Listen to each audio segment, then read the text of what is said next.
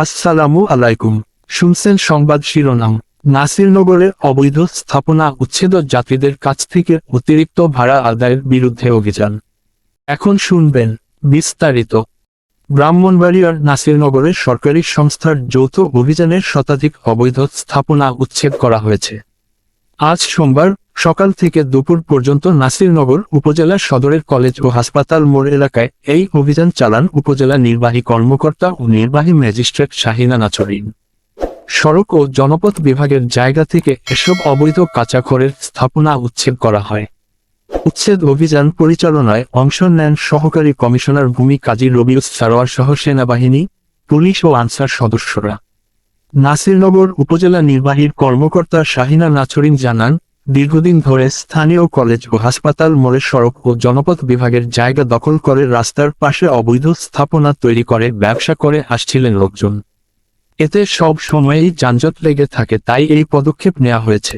তিনি বলেন, উচ্ছেদের আগে এসব অবৈধ স্থাপনা সরিয়ে নিতে প্রশাসনের পক্ষ থেকে মাইকিং করে প্রচারণা চালানো হয়েছিল, কিন্তু অবৈধভাবে গড়ে তোলা স্থাপনা সরিয়ে না নেওয়ায় আজ অভিযান চালিয়ে শতাধিক অবৈধ স্থাপনা উচ্ছেদ করা হয়েছে।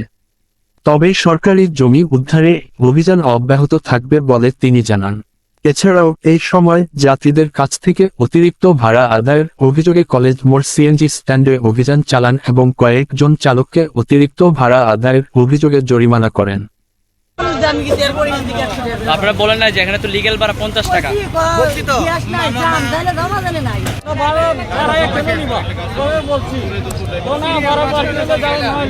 আমি জিজ্ঞেস করছি যে জায়গা কি পারছে নাকি, আপনি পুষলে যাবেন না। 60 ভাড়া 100 টাকা কোনটা জারি মারা বলেন না 100 টাকা ভাড়া নিতে 80 টাকার ভাড়া 100 টাকা নিতে। আপনারা যখন বলেন যে লিগ্যাল ভাড়া 50 করে কি বলে, আপনাদের কি বলে? 60 ভাড়া 100 টাকা নিতে না 50 চোরই তো আগে 50 টাকা নিতে 100 টাকা স্যার 3 ঘন্টা ধরে খাওয়া রয়েছি। ফলের দোকান বা বিভিন্ন দোকানপাট দিয়ে বসে আছি, যার কারণে আসলে গাড়িগুলো রাখার জায়গা নাই, যার কারণে রাস্তার উপরে গাড়িগুলো চলে আসে আর যানজট হচ্ছে। এখানে আমাদের গুরুত্বপূর্ণ দুটো প্রতিষ্ঠান আছে, মেডিকেল আছে আর এখানে আছে আমাদের কলেজ। দেখা যায় যে মেডিকেলের রুগীরা যেতে পারে না সময় মতো, কলেজের স্টুডেন্টরাও যেতে পারে না।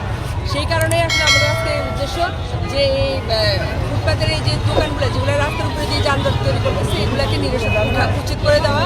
আরেকটা এখানে হচ্ছে গিয়ে আমাদের দেখা গেছে প্রতিনিয়তই একটা কমপ্লেন, এবং সব জায়গায় জোয়ান থেকে মানে সব বয়সী মানুষের একটা কমপ্লেন, এখানে শুধু ভাড়া বেশি আদায় করা হয় এবং সব দিকে রুটে, ফুলপুর রোড, বিশ্ব রোড।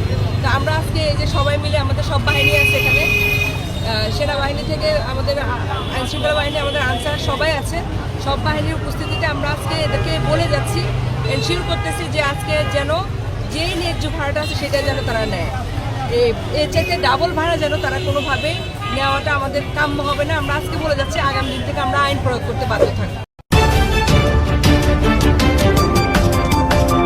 ব্রাহ্মণবাড়িয়া 24.news